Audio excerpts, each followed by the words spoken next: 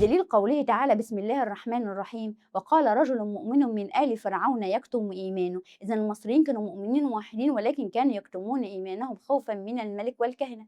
أمال مين اللي عاد سيدنا موسى؟ اللي عاد سيدنا موسى لم يكن ملكا مصريا وإنما أحد ملوك الهكسوس وتحديدا الملك السادس، لأن الهكسوس كانوا يحتلون مصر في هذه الفترة. والدليل الثاني على أن المصريين كانوا مؤمنين وموحدين زمن سيدنا موسى أن الإسرائيليين وهم خارجين من مصر اعطوهم الذهب والفضة. ده دليل ان هم كانوا معاهم ومؤمنين وموحدين، ولكن كانوا يكتمون ايمانهم خوفا من الكهنه والقصر. فكان الملك يشجع على تعدد الالهه حتى لا يكون هناك كهنه اله واحد فينافسونه في الثراء والسلطان.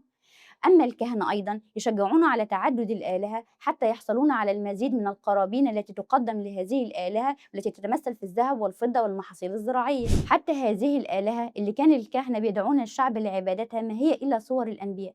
وهذا هو الإفك القديم، وهو تأليه الرسل الذين مضى عليهم الزمن وتحويلهم إلى إله يعبدوه. فنجد من أسماء هذه الآلهة آتوم، أوزوريس، نوى. آتم عند المصري القديم هو من خلق نفسه بنفسه وأول من تواجد على الأرض وانحدرت منه سلالة كل البشر. وعند المسلمين هو سيدنا آدم أبو البشر وأول من تواجد على الأرض. وده تشابه كبير جدا في التاريخ، ولكن الكهنة بعد موت سيدنا آدم عملوا منه إله عن طريق كتابتهم للتاريخ التي يتحكم فيه الأقوياء لمصلحة الكهنة.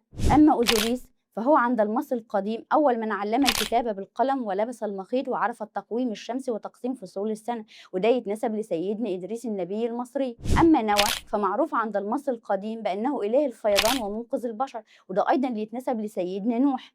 ولكن بعد موت سيدنا نوح عملوا منه إله عن طريق كتابتهم أيضا للتاريخ. فنجد أن آتوم هو سيدنا آدم، وأوزوريس هو سيدنا إدريس، ونوح هو سيدنا نوح. إذا هم كانوا بيحولوا الأنبياء الذين مضى عليهم الزمن إلى أساطير ثم إلى آلهة يعبدوها. حتى أسماء آمون وراعي المعروف إن هي أسماء الآلهة لم تكن أسماء الآلهة وإنما هي صفات للإله الواحد. فكان المصري القديم يرى أن الله لا يمكن معرفة اسمه لأنه فوق مدارك عقول البشر، فهذه ليست أسماء وإنما صفات. فآمون بمعنى الباطن، ورع بمعنى الظاهر، وبتاح بمعنى الخالق.